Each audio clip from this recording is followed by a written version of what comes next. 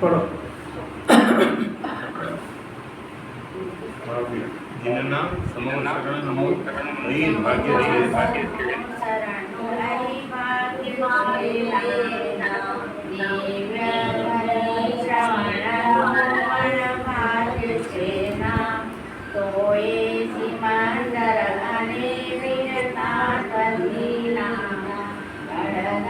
सुनाय मधुरा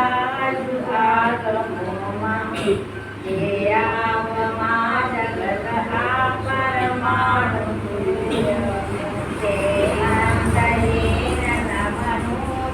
पूर्ण ज्ञान सोद्रव्य नायुग पदे काल जाने तेनाथने नमो मुझ नम्रभागी।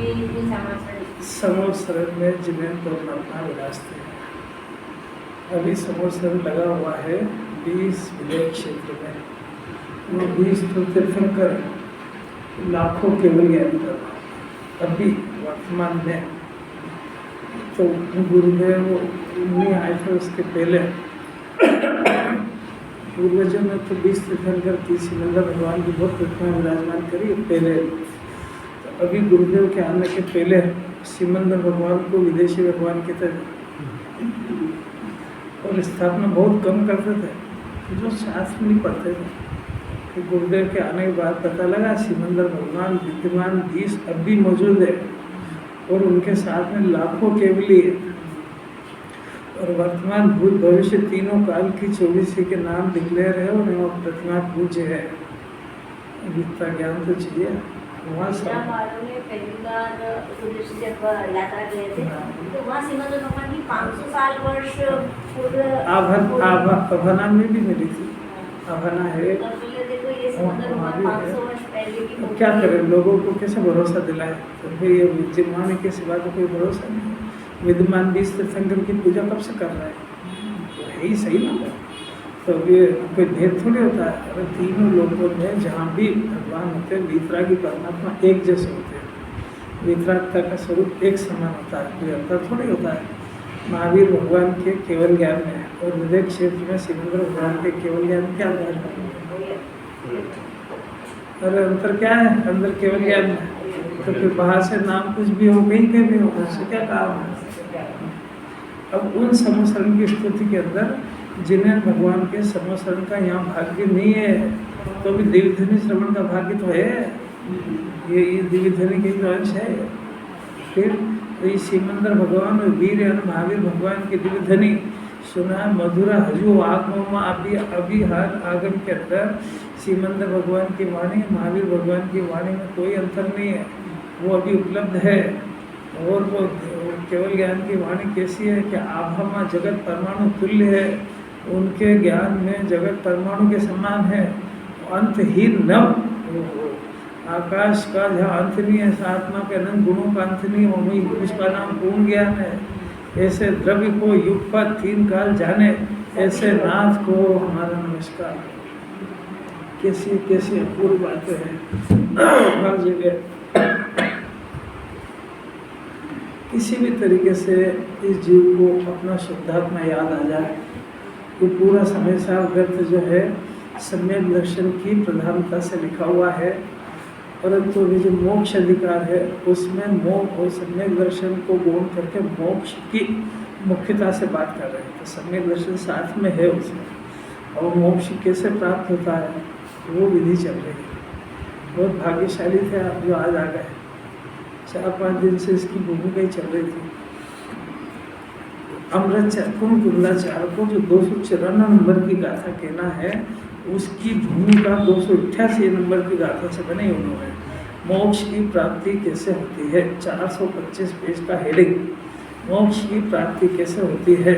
प्रथम कहते हैं कि भाई जीव बंध का छेद नहीं करता है, खाली बंध के स्वरूप को जानने से संतुष्ट होता है, तो उसे मोक्ष प्राप्त नहीं होता। फिर आचार्य ने कहा कि भाई ये कैसे करें। तो टीका में कहते हैं कि आत्मा और बंध का द्विधाकरण, यानी आत्मा बंध को अलग अलग करने से मोक्ष होता है। यानी इसमें ऑटोमेटिक दूसरे पुण्य की सभी क्रियाओं का निषेध आ गया, शरीर की क्रियाओं का निषेध आ गया। और कुछ शॉर्ट में बात करेंगे तो भाई आत्मा और बंध को अलग अलग जानना, तो उससे जो है उससे मोक्ष होता है। फिर आचार्य दूसरे 294 नंबर 91 नंबर की गाथा के अंदर ये कहते हैं कि बंध का विचार करने से मोक्ष नहीं होता है, खाली विचार करता रहे। उसके अंदर जो है उसमें कह गया कि बंध का ज्ञान करने से, ज्ञान बंध के स्वरूप का ज्ञान मात्र से मोक्ष नहीं होता है, शरीर की क्रिया से नहीं होता है, पुण्य के परिणाम से नहीं होता है।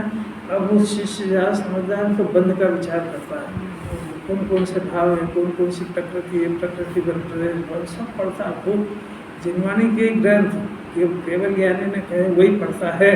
आचार्य कह रहे वो मोक्ष कारण नहीं है। कुंदाचार्य के समय में ये कर्णानी योग के ग्रंथ थे। कुंदाचार्य की कितनी गहरी सोच थी, कितना उन्होंने भविष्य का जाना कि ये जो लिखा हुआ है ये कोई गलत नहीं है। ये कर्णानी योग के ग्रंथों का इस जीव को ज्ञान उस समय बहुत होता था। उस समय कर्णानी योग का बहुत ज्ञान था, बहुत चलता था। तो इस जीव को कर्णानी योग का ज्ञान होने से इसको पर्याय का ज्ञान तो हो सकता है, पर इसको दृष्टि का ज्ञान नहीं होगा। इसमें इसकी दृष्टि भी सुधरेगी, ऐसा उन्होंने 2000 वर्ष पहले देख लिया था। तो वो कुंदाचार्य के पहले जो आचार्य थे उन्होंने जो कर्णानी योग के ग्रंथ लिखे तो उन्होंने पर्याय की मुख्यता से लिखे। वो सम्यक ज्ञान का विषय है, फालतू बातें नहीं है। तो वो सम्यक ज्ञान का विषय है, पर उन्होंने देख लिया कि इस जीव का प्रयोजन इसमें हल नहीं होगा। सम्यक ज्ञान हो जाएगा, इसको सम्यक ज्ञान नहीं होगा क्योंकि शर्त तो कायम रहेगी। सम्यक दर्शन के बिना सम्यक ज्ञान नहीं होता है। तो क्षय ज्ञान तो बढ़ जाएगा इसका, पर इसको इसका जो प्रयोजनभूत काम है आत्मा को जानने का वो नहीं हो पाएगा। तो आचार्यों ने गंभीरता से सोचा अब क्या करें कि दूसरे आचार्यों ने, पूर्व के जो आचार्य थे उन्होंने ज्ञान की मुख्यता से लिखा, तो इन्होंने ज्ञान को गौण करके श्रद्धा की मुख्यता से लिखे। उन्होंने बंध का निरूपण किया, इन्होंने अबंध स्वभावी आत्मा बताया कि जीव की दृष्टि अबंध स्वभावी आत्मा पे नहीं जाएगी तो उसका जितना ज्ञान फैलेगा वो ज्ञान सब मिथ्या ज्ञान फैलेगा। कितना उनका गंभीर सोच था। अगर उनको भी यही कर्णानी योग लिखने का भाव आ जाता तो अपना तो जीवन नष्ट हो जाता, मर जाते हैं। तो द्रव्यानुयोग की बात अगर ऐसे खुलता को कैसी महिमा है, उनका कितना ज्ञान था। तो उन्होंने देख लिया कि भाई ये जितने भी निरूपण है कर्णानी योग के और चरणानी योग के, ये इसकी पर्याय का तो ज्ञान करा देंगे, पर इसकी दृष्टि सही नहीं होगी तो इसका क्षेत्र ज्ञान बढ़ जाएगा और इसकी बंध कषाय की क्रिया में धर्म भी समझ जाएगा और एक विपरीत ज्ञान होकर के जिनवाणी सुना नहीं सुना समान हो जाएगा और इसको क्षेत्र ज्ञान का और शरीर की क्रिया का मन भी चल जाएगा। ऐसा आपने देख लिया था पहले ही, और आज भी देखो जिसने द्रव्यानुयोग को छोड़ के रखा है वो जब पुण्य में धर्म मानता है और शरीर की क्रिया में धर्म मानता है, अगर आपने उसको दोनों का निषेध कर दिया तो झगड़ा कर लेगा आपसे कि तुम सब सोनगढ़ भ्रष्ट कर दोगे हमको। ऐसा आज भी कहते हैं। तो कुंदाचार्य से ज़्यादा ज्ञान है इसको, तो उन्होंने देख लिया था तो उसका निषेध नहीं करा है। वो सम्यक ज्ञान का विषय है और ये सम्यक दर्शन का विषय है। उन्होंने दृष्टि को, उन्होंने कौन कौन से भाव से कौन कौन से कर्मों का बंधन होता है, कब आता उदय वगैरह वगैरह बताया। तो इन्होंने आत्मा को मुक्त स्वरूप बताया। इन्होंने आत्मा को मुक्त स्वरूप बता करके और फिर उसका ज्ञान कराया और वहाँ पर मुक्त स्वरूप आत्मा को छोड़ करके केवल पर्याय का ज्ञान कराया। उसमें गुण रूप से आ गया था, पर अज्ञानी जीव की इतनी ताकत नहीं है तो उन आचार्यों के रहस्यों का ज्ञान पकड़ ले। फिर भी कई लोगों ने पकड़े ही है, ऐसा थोड़ी कि नहीं पकड़ा हुआ। अपने जैसे जैसे ह्रास होता जा रहा है समय का, क्योंकि अवसर्पिणी काल है ना, ये हुंडा अवसर्पिणी। अवसर्पिणी का अर्थ होता है प्रतिदिन इसका ज्ञान और आयु क्षय होती जाएगी, नीचे अधोगति में जाएगा। अभी अपने भी देखते देखते 25-50 साल 40 साल की उम्र के पहले कैसा वातावरण था, धर्म का वगैरह, खान पान, रहन सहन सब बदल गया कि नहीं? सब अधोगति की तरफ जा रहा है। नई पीढ़ी के बच्चे सुबह उठना का तो प्रश्न ही क्या, 8-9 बजे पहले तो वो कैरेक्टर वो समझते हैं बैकवर्ड, एक वर्ड चला जाएगा, बैकवर्ड में ये पता क्या फर्क है। 9 बजे उठने वाला जिन्हें भगवान की प्रक्षाल पूजन का तो उसके त्याग हो ही गया ऑटोमेटिक। तो भगवान की प्रक्षाल 10-11 बजे होती है क्या? माँ बाप की भी ताकत नहीं ऐसा कहने की, तो ह्रास होते जा रहा है। तो निकाल दे घर के बाहर, बोलने मत किसी से, उसकी औलाद पे छोड़ो उसको। नए बच्चों को तो कहना बहुत मुश्किल है, क्योंकि वो हुंडा अवसर्पिणी है ना, अवसर्पिणी मने अधोगति में ही जाएगा। उसके परिणाम उज्जवल करने के बजाय निम्न होते जाएंगे। जिनसे धर्म सुनेगा उनकी निंदा करेगा, उन्हीं की अभिनय करेगा, ये चिन्ह है उसके, सब उल्टा काम करना है ना उसको। वीतरागी भगवान के वो पसंद नहीं आएंगे, रागी पसंद आएंगे, कुभक्ता पसंद आएंगे, सिनेमा पसंद आएगा, भगवान की पसंद नहीं आएंगे, फिर से आएंगे ही नहीं उसको लड़कियां दिखाओ शादी ब्याह के लिए तो जैनी की पसंद नहीं आएगी, हरिजन अजैन की लेकर आएगा मुसलमान की। उस सब उसका अधोगति जाना है ना उसको। हर जैनी की मुमुक्षु की लाना रहे तो बहुत बड़ी बात है। उसका क्या कैरेक्टर होगा, घर के नरक कर देगी वो, आने तो दो उसको। अवसर्पिणी के चिन्ह बताए। अभी अपने तो बहुत ऊँची बात चल रही है। सिकंदर भगवान जो दिव्य ध्वनि में वहाँ बात कर रहे हैं, लाखों केवल ज्ञानी उपस्थित वहाँ पे वो कौन सी चर्चा करते होंगे, वो चर्चा सुनने का सौभाग्य यहाँ इसको मुमुक्षु को उपलब्ध है। उसका निरूपण मोक्ष अधिकार में कर रहे हैं कि मोक्ष को करने, मोक्ष कैसे प्रकट होता है उसकी बात कर रहे हैं। तो उसके अंदर 3 चीज़ों का निषेध कर दिया, शरीर की क्रिया का, पुण्य के परिणाम का, ज्ञान का और चिंतन का, इतना निषेध कर चुके हैं। और शिष्य का प्रश्न है कि ये फिर मोक्ष होता कैसे, कि बंध का छेद करने से होता है। इतनी बात, इतनी भूमिका है। आगे पाठ पीछे सपाट, अपना इतना हीन पुण्य है और ये अरदास सब भगवती की तरफ भी जा रहा है। दुनिया भर की सब बातें याद रहेगी, किसी को कोई जरा सा टोक दो तो याद रहेगा जीवन भर, और अंदर अंदर गांठ बांध लेगा, अब इनसे बात नहीं करूँगा, देखूंगा भी नहीं इनकी तरफ, मेरी बेइज्जती कर देंगे, वो याद रखेगा। और अमृत की बातें हैं तो उसका उसको उपकार आएगी ना आएगा, उसको होना ही ऐसी तो कोई क्या करेगा। कितने लोग ऐसा कहते हैं 427 पेज की बंद की विचार श्रृंखला मोक्ष का है, ये भी असत है भाई, ये नहीं है। अब उसके बाद 292 के नीचे 292 का हेडिंग, बंध के स्वरूप ज्ञान से भी मोक्ष नहीं होता है, बंध का विचार करने से भी नहीं होता है कि मोक्ष का कारण क्या है। इतना बढ़िया किसी लिंक बने उन कुंदाचार 294 में जो बताएंगे मोक्ष का कारण, उसकी भूमिका बना रहे हैं। वास्तविक मंगलाचरण अब 294 में होएगा। तो अब आचार्य ने खुद ही ने प्रश्न उठाया कि यदि बंध के स्वरूप के ज्ञान से भी मोक्ष नहीं होता है, बंध के विचार से भी नहीं होता है, तो फिर आप मेरे को तो मोक्ष जाना है, मेरे को मोक्ष है नहीं, मेरी पर्याय में अनंत सुख हो, किसी क्षेत्र का नाम मोक्ष नहीं है। इतनी पर्याय में जो अनंतानुबंधी कषाय और मिथ्या तो चल रहा है, इसकी जगह इस जीव के पर्याय में अनंत ज्ञान दर्शन सुख वीर ऐसा चले, इसका नाम मोक्ष है। और मोक्ष उसको कहते हैं जो परद्रव्य के आश्रय से नहीं, अपनी आत्मा को समझ करके अपने पर्याय के कषाय परिणाम को, मिथ्यात्व को दूर करने का प्रयत्न करें और अनंत सुख की भावना भाए, उसका नाम मोक्षु है। मोक्ष मंडल में आने से और बैठने से और यहाँ की फीस भरने से और डेली उपस्थिति हाजिरी लगाने से और जिनवाणी की जय जयकार करने से और गुरुदेव की जय जयकार करने से मोक्षु नाम नहीं पाता है। कितनी कठिन बात है। ये इतना कर ले हम मोक्षु है, काय का मोक्षु, तेरा कैरेक्टर पता है तेरे को, क्या कह रहे हैं पाटने जी? और उस परिभाषा में शामिल होना है कि खाली भाषण ही करना है। किसी ने सुने क्या मोक्ष की परिभाषा? कोई बोल के बताएगा? भूपन जी हिम्मत तो करो।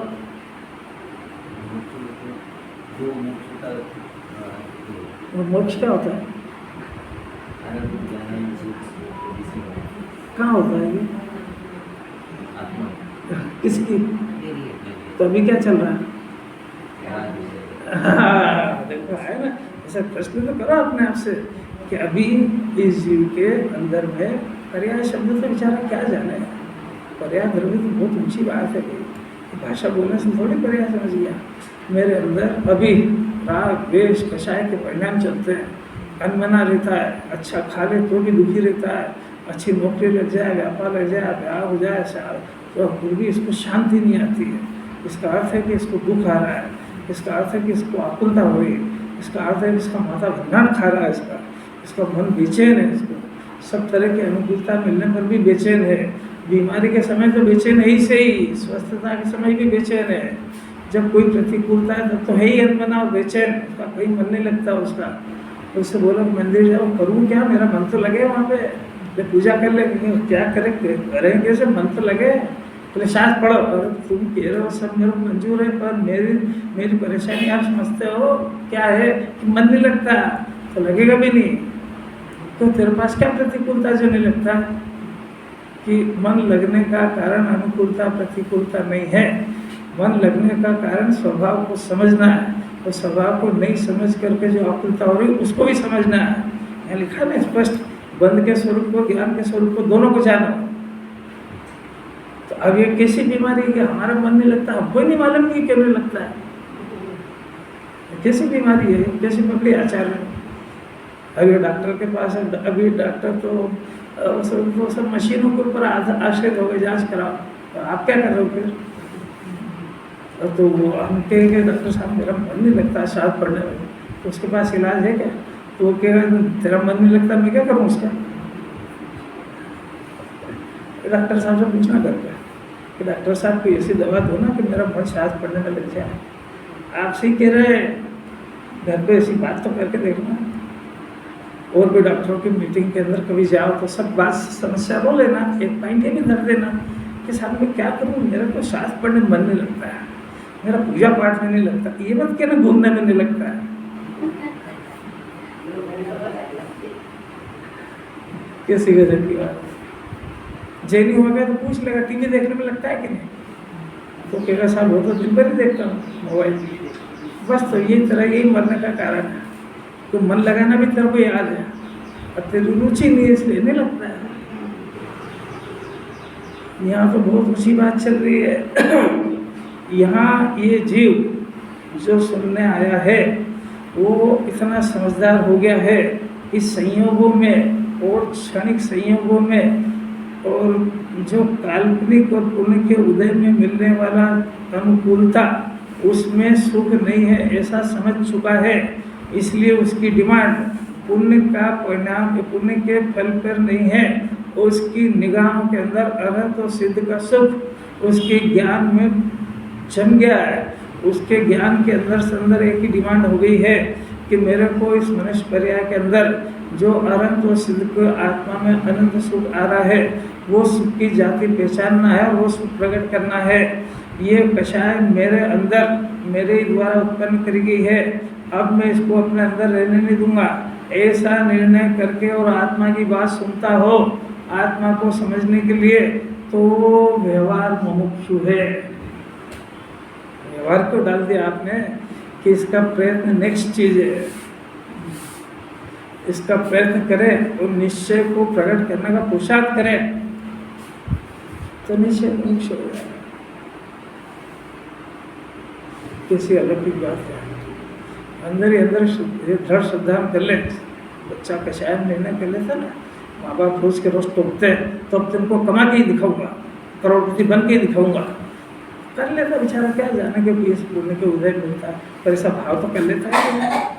ऐसा एक बार जिंदगी के सामने भी भाव तो कर लो कि मैं इस जन्म के अंदर इस शरीर से और संयोग से विभाव से भेद ज्ञान करके आत्मा के सुख अतीन्द्रिय ज्ञान अतीन्द्रिय सुख को प्रकट करके दिखाऊंगा।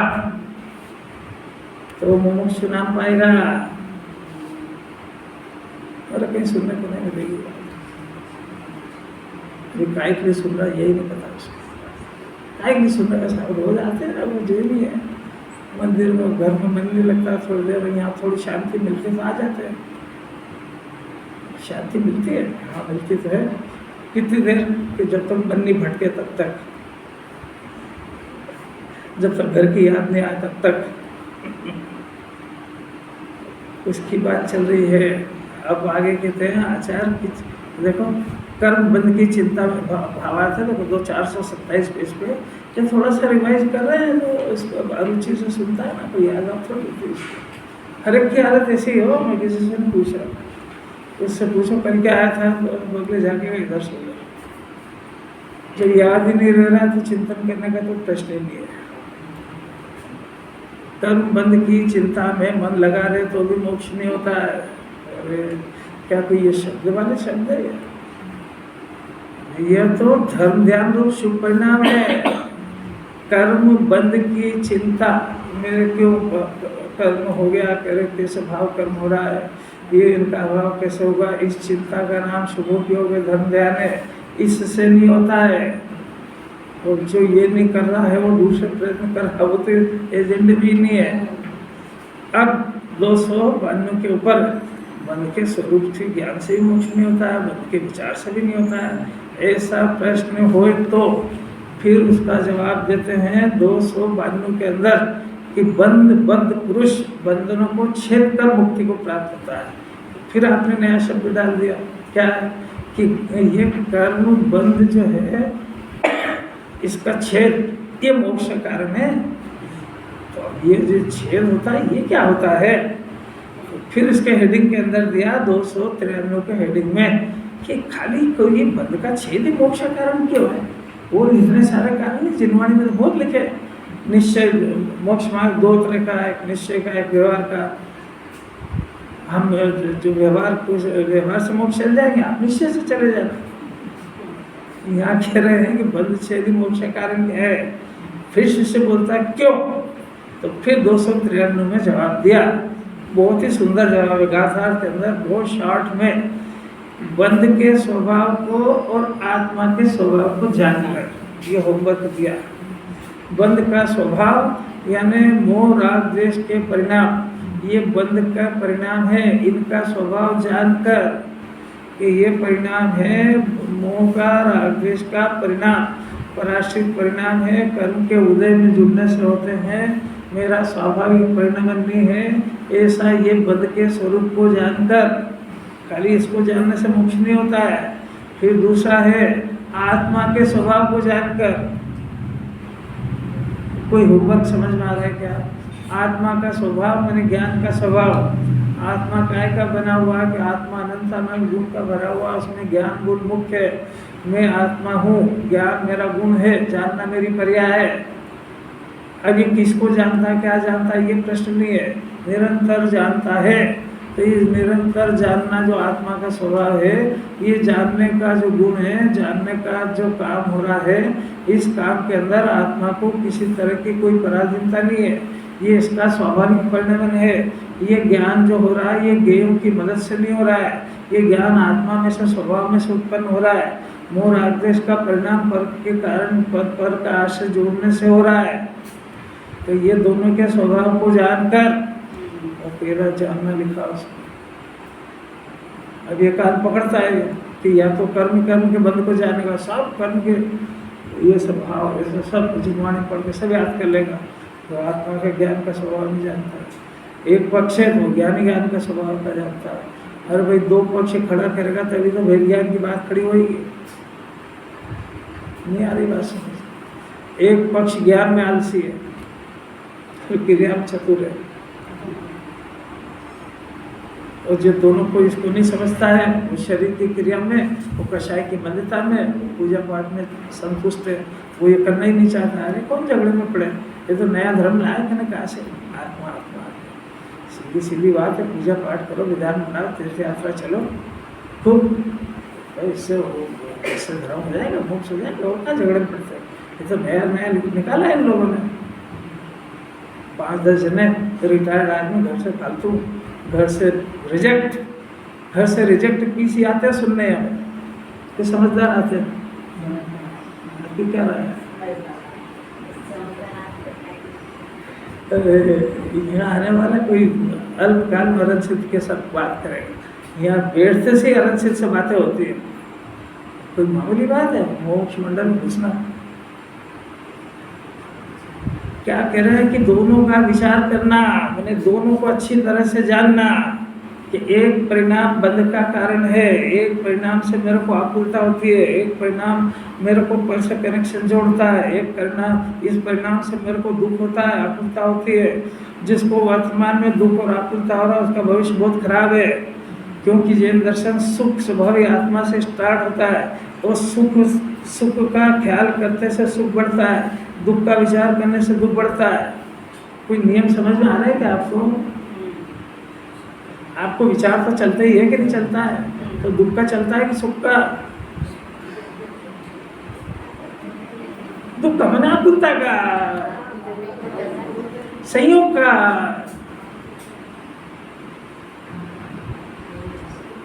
थोड़ा भी समझो तो होश में आ जाए। नियम समझ लेना, कटेगा नहीं। अनादि अनंत जो दुख का विचार करता है, दुख का अनुबंध का, जो मोह राग द्वेष का विचार बहुत करता है, तो इसके फल में फिर कर्म बनेगा, फिर दुखी होएगा।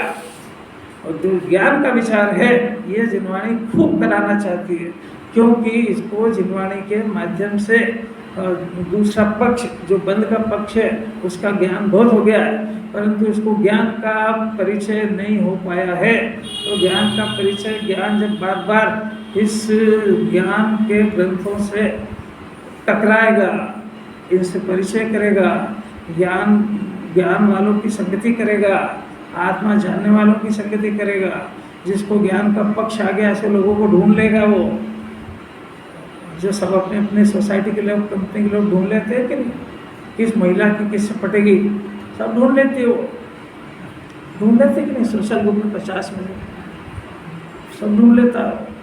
ऐसा जिस जीव को ज्ञान पसंद आ जाएगा वो ज्ञान की चर्चा करने वालों को ढूंढ लेगा, उसको कोई ज़रूरत नहीं है, सब ढूंढ लेगा वो। तो मेरे प्रेजेंट की बात कहाँ मिलेगी? उसकी उपस्थिति वहाँ दिखेगी। सब मिलते ही नहीं कि तो ढूंढता नहीं है, बहुत लोग हैं। अब क्या करें? दो का विचार कर लो, ज्ञान का विचार करो।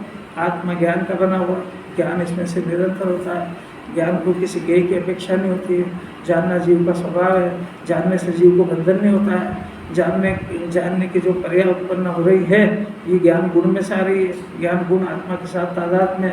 इस ज्ञान की पर्याय से, ज्ञान स्वभाव है, आत्मा को जानने से मोक्ष होता है। ऐसा समझिए, जानिए। होमवर्क समझ में आ रहा है क्या?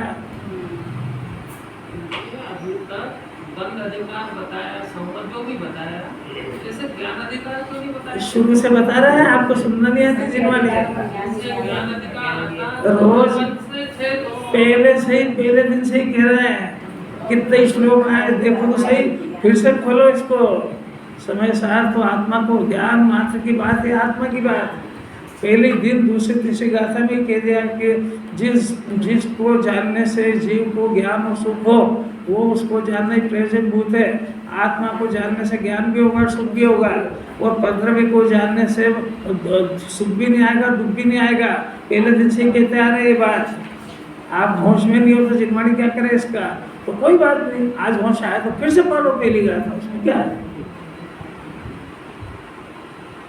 आत्मा ज्ञानम स्वयं ज्ञानम, ज्ञान ये तो मंत्र है भाई भगवान बनने के।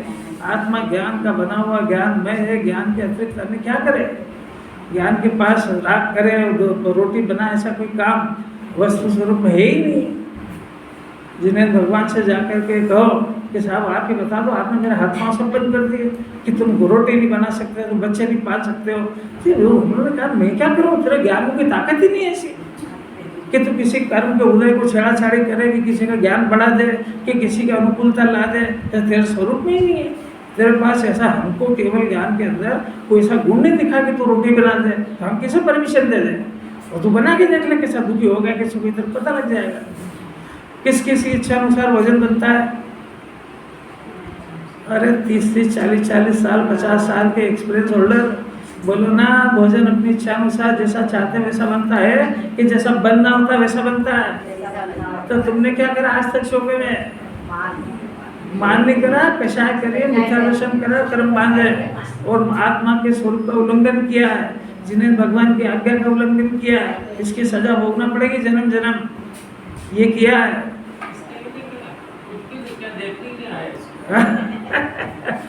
आत्मा या तो आकुलता करेगा या निराकुलता करेगा, कुछ नहीं करेगा ऐसा नहीं है।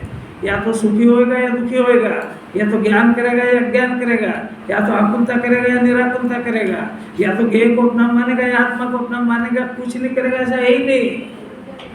आत्मा बिना परिणमन के नहीं रहता है, परिणमन तो करेगा। एक फैक्ट्री के अंदर 500 हॉर्स पावर की मोटर चल रही है, खूब मोटर उल्टी चल रही है, तो प्रोडक्शन कितना होएगा? प्रोडक्शन कितना होएगा? कुछ भी नहीं होगा। तो फैक्ट्री कितने दिन चलेगी कि बिजली का बिल भर भर के बंद हो जाएगी वो? ऐसा नहीं कि कुछ नहीं होएगा, 2 4 6 महीने के बाद बिजली का बिल भर के बंद हो जाएगी वो। ऐसा इसका ज्ञान कुछ नहीं करता, ऐसा नहीं है। या तो अपने आप को मोक्ष मार्ग में लगा लेगा या इधर आकुलता के मार्ग में लगा लेगा, कुछ नहीं होगा ऐसा नहीं है। इस मार्ग में लगेगा तो निगोद चला जाएगा, इसमें लगेगा तो अल्पकाल में सिद्धालय में दिखेगा, जिनके ग्रंथ पढ़ रहा है उनके पास पहुंच जाएगा। और इनसे उल्टा चलेगा तो निगोद चला जाएगा। सुनने योग की इंद्री भी नहीं रहेगी, क्योंकि इंद्रियां मिली इसलिए थी कि तू इंद्रियों का अभाव कर दे। काय के लिए मिली थी इंद्रिया? रसना इंद्रिया काय के लिए मिली? चपर चपर करने के लिए, खाने के लिए। 2 काम करते है, बिना बोले रह ही नहीं सकता। उसको कमरे में बंद कर दो कि तुम कुछ नहीं बोलना तो पागल हो जाए 2 घंटे। कैसी अलग की बात। मैंने उसको दुखी होने के लिए कोई चाहिए जुड़ने के लिए। उन्होंने आज जंगल काय के लिए जाते हैं? एकांत चाहिए वो, कोई चाहिए ही नहीं, परिंदा भी नहीं चाहिए। नेमिनाथ भगवान को क्या सूझी, जमीन पे ध्यान कर ले काय गए गिरनार पर्वत के ऊपर, तो कोई परिंदा भी नहीं भटकना चाहिए। और अपना चिंतन क्या है कि सब मेरे पास रहना चाहिए, जाए नहीं कोई। कैसे परिणाम चल रहा है इसका? अभी 294 की भूमिका बना रहा हूँ मैं, आचार्य का रहस्य खोलेंगे वो। यही कारण क्यों? तो 2 बताए, कौन कौन से 2 बताए? बंध का स्वभाव बताया, ज्ञान। अब वो कह रहे हैं कि 2 बताए ना, तो बंध के स्वभाव से विरक्त हो और ज्ञान के स्वभाव आसक्त हो। एक से विरक्त, एक से रक्त। अगर ये इधर स्वभाव से रक्त नहीं हुआ तो बंध के स्वभाव से रक्त होगा और इससे विरक्त होएगा। रक्त और विरक्त समझ में आ रहा है? 2 चीज है आपके पास, मोह राग द्वेष का परिणाम है, ज्ञान का परिणाम भी है। 2 का स्वभाव आपको बताया। अब पूछते हैं कि उसमें तू तेरी बुद्धि से बता कि किसको तू पसंद करेगा, और अभी तक तेरे को क्या पसंद है? पंडित जी, अभी तक क्या पसंद है ये पूछा है। बंद के, वेरी गुड। अब जिनवानी टर्म मानती क्या? उससे विरक्त होना और इससे मैंने किससे? आत्मा से नहीं, ज्ञान से। आत्मा शब्द रट गया, परिचय नहीं है इसको, ज्ञान का तो परिचय है। आत्मा कहने से क्या समझता थोड़ी। आत्मा माने ज्ञान, और ज्ञान माने मैं मैंने जानने के स्वभाव धारी, मैंने मेरे जाने भगवान का गजब कह रहे हैं। मिथ्या ज्ञान के काल में भी जानने के स्वभाव से बंधन नहीं होता है। तो उसके साथ में मिथ्या दर्शन लगा है, इसलिए ज्ञान भी बदनाम हो गया है। कैसी बात है? राजकुमार राजा का लड़का, वो तो राजकुमारी है, और वो हरिजन की संगति में लग गया हो, इसलिए उसने कुल को बर्बाद कर दिया, उसको बदनाम कर दिया। ऐसा ज्ञान तो केवल ज्ञान के स्वभाव वाला है। ज्ञान जीव का अंश होने से, स्वभाव का अंश होने से ज्ञान से बंधन नहीं होता है।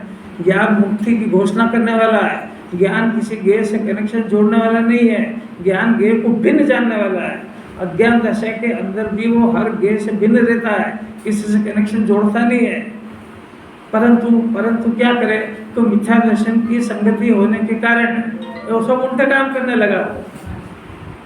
जिस गेय को देखेगा उसको अपना जान लेगा, जिस गेय को देखेगा उसमें सुख दुख ढूंढेगा, जिस गेय को देखेगा उसको टिकाने के प्रयत्न करेगा। ऐसे उल्टे काम करने लग गया वो। अरे करने लग गया होगा, भले ही सुधर जाएगा कि नहीं? तो यहाँ का एक नहीं बैठे फिर क्या सुनने के लिए? सुधरना कैसे होएगा? अच्छा अभी तक कितना सुधरा? पहली बात तो विचार ही नहीं करता है।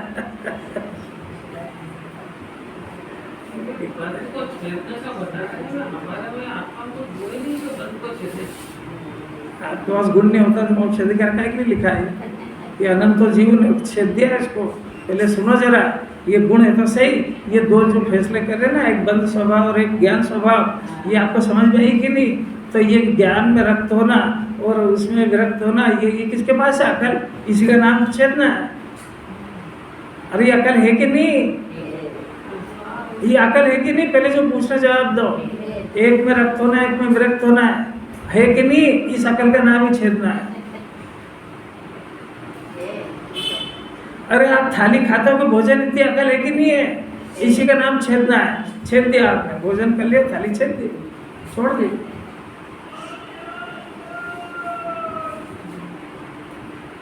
जी ने 24 घंटे भेद ज्ञान कर रहा है, 24 घंटे भेद ज्ञान कर रहा है। इसके पास भेद ज्ञान करने की अकल है। जिनवाणी भेद विज्ञान करा रही है। विज्ञान माने विशेष ज्ञान, विज्ञान माने भी लग गया उसमें विशेष ज्ञान। जो राग को छेद देगा उसका नाम विशेष ज्ञान है। वो इसके पास जो ज्ञान है वेद ज्ञान वाला, वही ज्ञान विशेष में कन्वर्ट हो जाएगा। तो विशेष में कन्वर्ट होते से ही भेद विज्ञान नाम पाएगा, और विज्ञान नाम पाएगा तो उसका दूसरा नाम प्रज्ञा छेनी है। वो अभी कहेंगे। कितना केजे की पढ़ाई जैसा तो पढ़ा रहा है, उसको समझना नहीं है और कुछ करना नहीं है, तो उसका कोई क्या करे? अब हुआ ना। अब देखो इसके दो के स्वभाव बता, भूल गया होगा तो आचार्य खुद ही बता रहे हैं। देखो ना, टीका देखना 293 की। निर्विकार चेतन चमत्कार ये आत्मा का स्वभाव है, और विकार करने वाला ये बंध का स्वभाव है। इसको दोनों को जानकर बंध से विरक्त होना तो कर्म से मुक्त हो जाएगा, ऐसा नियम है। इसका नाम द्विधाकरण है। अब शिष्य फिर से प्रश्न करता है कि साहब मेरे को यहाँ तक तो बहुत सारी बात समझ में आ गई, आप मेरे को समझ में आ गया है आत्मा माने ज्ञान, बंध माने मोह राग द्वेष का परिणाम, और इन दोनों को अलग अलग करना है। पर आप मेरे को बताओ तो सही, मैं करूँ कैसे? कोई साधन तो बताओ। आपकी बात तो समझ में आ गई, पर अब कोई साधन तो चाहिए।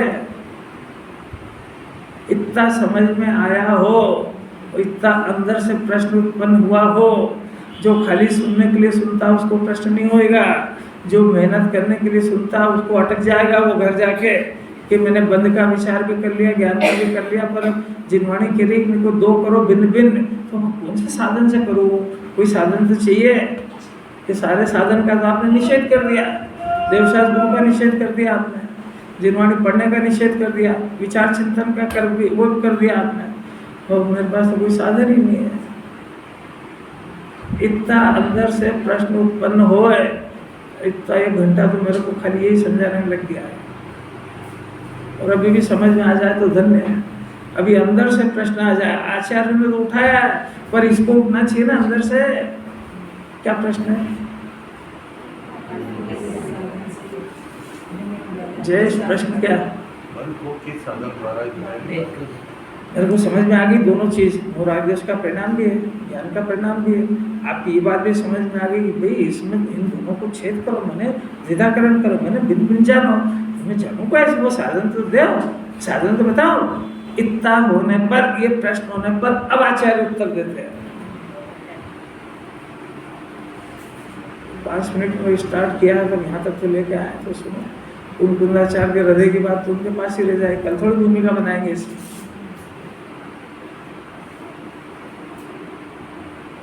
मोक्ष अधिकार की शुरुआत यहाँ से होगी। अब देखो गाथा तो पढ़ लो, जीवो बंधो यतः छिद्यन्ति